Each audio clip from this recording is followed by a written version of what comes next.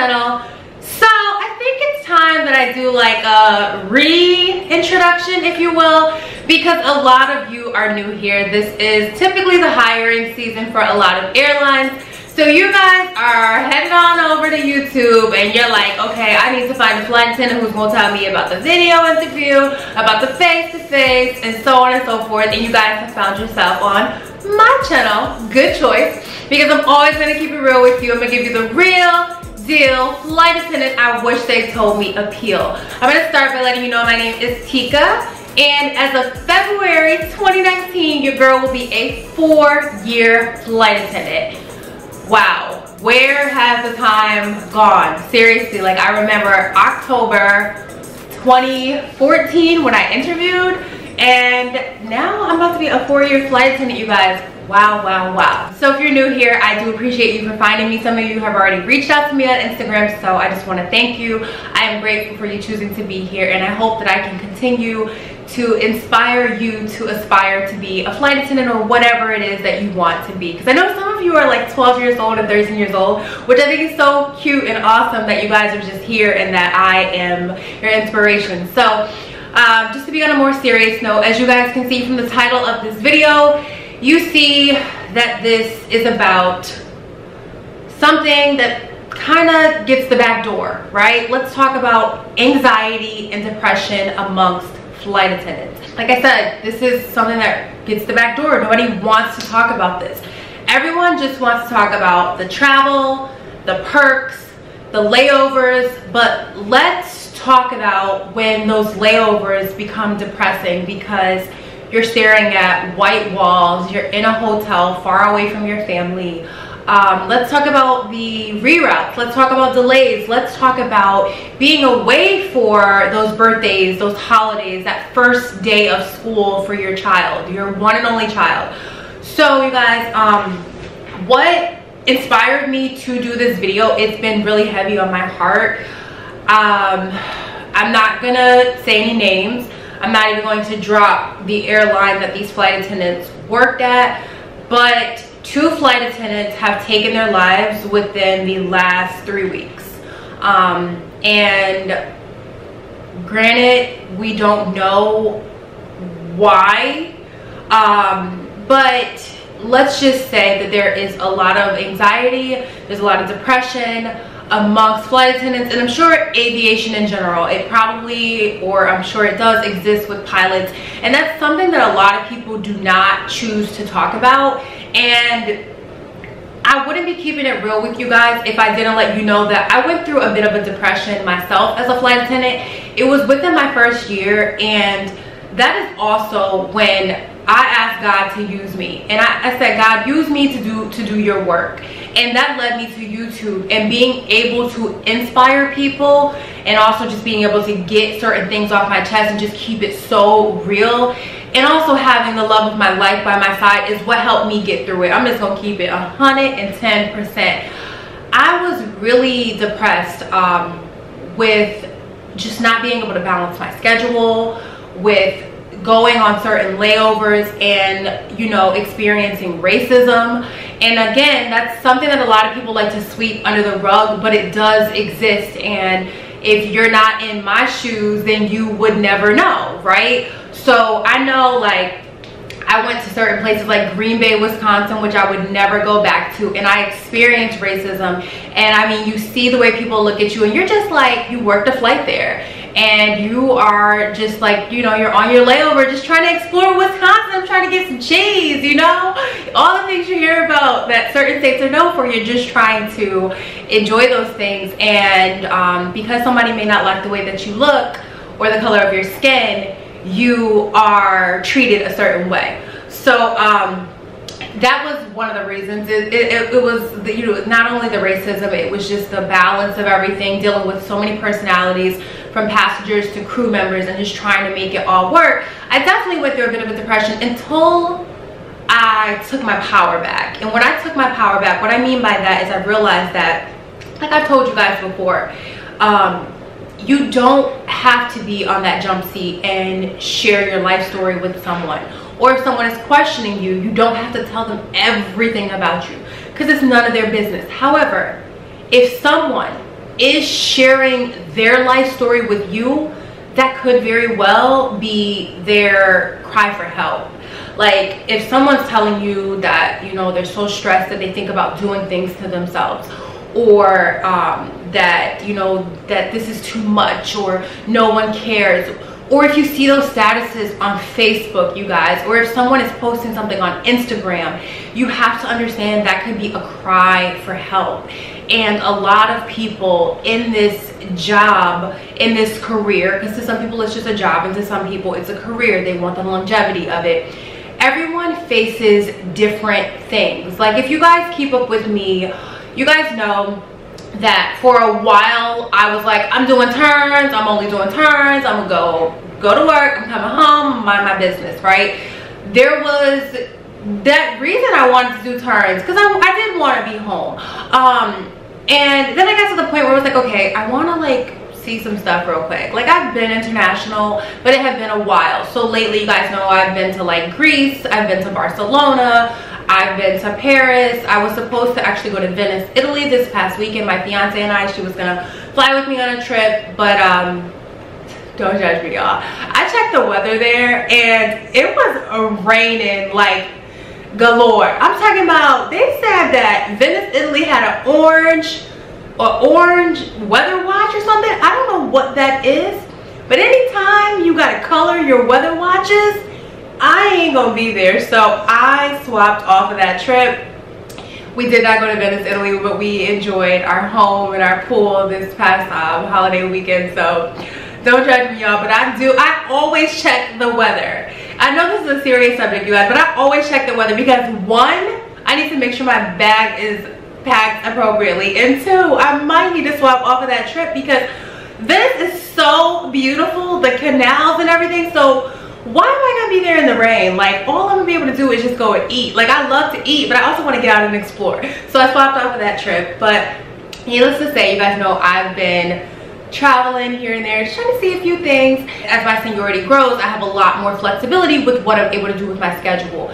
But some people don't have that, you guys. I just need you guys to understand that what you see when it comes to flight attendant life,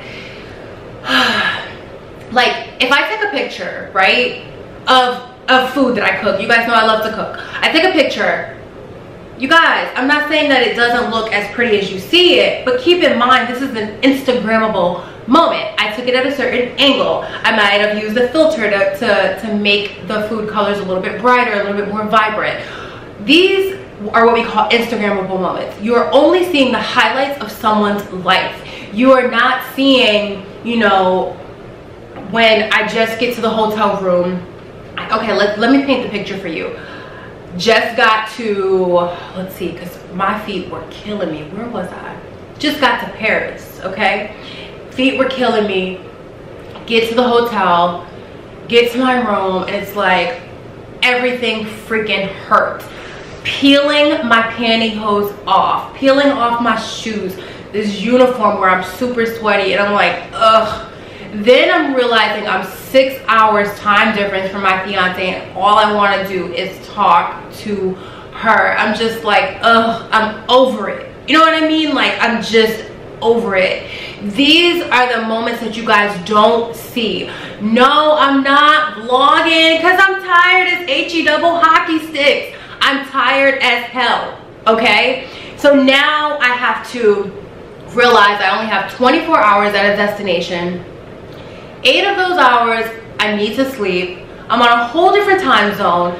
I want to get out, I want to explore, I want to show my YouTube family, my Instagram family, I want to show people this stuff, and sometimes it doesn't happen. That's why when I went to Barcelona, I did not vlog. I had to just enjoy it for what it was, because sometimes it is just too much. So I need you guys to understand that coming into flight attendant life, right? I'm sharing my life as a flight attendant with you, but I need you to understand coming into this, you have to balance. You cannot overfly. You have to have a great support system. You have to understand that you may miss that first day of school. You may miss that birthday. You may, you know, those family rituals where you guys do on Halloween and Christmas and Thanksgiving, you may miss those. You may or may not. but it's just been on my heart to talk about this because I just, when I found out who it was, like the most recent person that took their life, like I was heartbroken. Because some people walk around with a smile on their face and you would never ever know, you would never think that this person is going through anything. Sometimes it's the people that you least expect. You know, no matter what airline you work for, no matter who you fly for, we are all united with our wings. And for those of you who are, you know, in the process of becoming a flight attendant, you will be united with us by wings. Because at the end of the day, we are all there for customer service, we are all there for safety purposes, but we also go through things. And I think it's important to understand that sometimes when you're working with people, it's not that they're a certain type of way. They may be going through something, y'all. Like I told y'all with passengers, this one's traveling for fun, this one's traveling for business, this one's traveling for death, and this one's traveling for a business meeting or whatever they're traveling for. But people are traveling for all different reasons. You have to understand that some things are not personal, some things are. Some things are clearly personal, but some things are not. And I think it's just so important that we take care of each other. So I am challenging you to, the next time that one of your crew members or whatever career or job that you're in, the next time that one of your co-workers or family members or someone says that no one cares, they write that on Facebook, I'm challenging you to reach out to that person. And not just reach out to them through social media, because some of us get so caught up in just social media, but pick up the phone. Pick up the phone and let them hear your voice. Let them know that you do care. We have to break this communication via social media only, because that alone, I mean, you hope this person got your message. Yeah, sometimes like Instagram will let you know if it was seen, but sometimes like maybe they just clicked it quickly and didn't really read it. Reach out to people, call people, let them know you care, let them know that they are not alone. You know, one of the most interesting things about like seeing even another flight attendant story on Instagram, it's like, I know that we go from this, you know, you can pretty much say we go from like arrival to departure. Guys, I just arrived in Portland, Oregon. It's so awesome. I'm gonna go to Voodoo Donuts. Oh, leaving Portland, heading to LA. I'm on the rooftop in LA with a beautiful drink. But those in-between moments when you're physically exhausted, you are mentally exhausted, when you feel like you are just alone, when no one understands you, when no one gets it, you guys have to understand that your co-workers, they do get it. They do have those feelings as well. People are hurting, you guys. You know, the times are just crazy. I don't know about you, but I am woke. You have to stay woke. You have to be aware. People are hurting. People are going through things. What I'm really trying to get across with today's video is that becoming a flight attendant, yeah, you're gonna miss those holidays and birthdays and things like that. It's gonna lead you to feel depression, or maybe you're trying to make it to that airport and the traffic is crazy as heck, especially if you're based in New York City and you work for the airline that I work for and you gotta cover multiple airports. Like, things can get very, very hectic, and then you're feeling anxious, and maybe, you know, I don't know, whatever it is, maybe you already have anxiety. Now you're walking into this job and it like heightens it, or this career, depending on what it is going to be for you. I think it's important to understand that you do deal with a large portion of isolation, if you will, because especially if you're flying back to back to back, that's why I tell you guys don't overfly, because you can deal with a lot. And you're in these hotel rooms, and the hotel rooms change. Like, one minute you'll be at a really, really nice hotel and it'll feel so comfortable, it may feel like home. Then you go to this super crappy hotel and you gotta worry about if there's bed bugs or if this is gonna get in your bag, or, you know, you go from a large city with lots of lights and lots of fun to a little old town tucked over in nowhere, and you're in the hotel room and all, you're hoping you can just get a sandwich, and then they don't have a freaking hotel restaurant, or you get there and it's closed, and you deal with so much. I think it's just important, again, to stay balanced in this career, and also to weigh the pros and cons coming into this and see if it's really for you.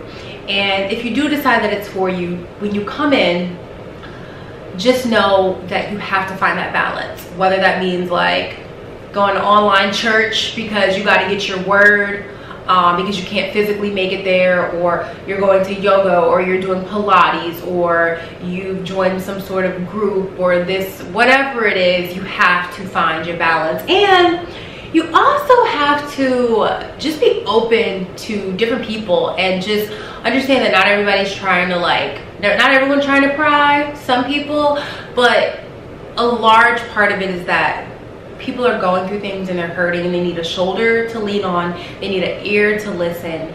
And when they're reaching out to you, that very well may be their last attempt. So I say all of that to say, again, you guys got to take care of each other. I know this video has been very wordy, but I do hope that this video helps you or helps someone. In honor of National Suicide Prevention Month, I just want you guys to never be afraid to be the one to ask. It's okay to ask someone if they're thinking about harming themselves. They may say yes, and you may be their last chance to be saved. So never be afraid to ask, and always be willing to listen. If you or someone you know is thinking about harming themselves, please call 1-800-273-TALK. That is 1-800-273-TALK. So that's all I have for today's video, you guys. I just want to thank you for being here. Thank you for taking the time to listen. If this video did touch your heart and you feel like it could help others, please do share it. In the meantime, in between time, make sure you continue to stay beautiful, you guys. From the inside to the out, never dim your light for anyone. Don't let anyone stop you from glowing and growing. And especially for those of you who are in the process of earning your wings, I'm sending you my love. I have set you up for success. Please do watch my other videos. Keep me posted on your success. I love you guys so much, and I'll see you in my next video. Bye.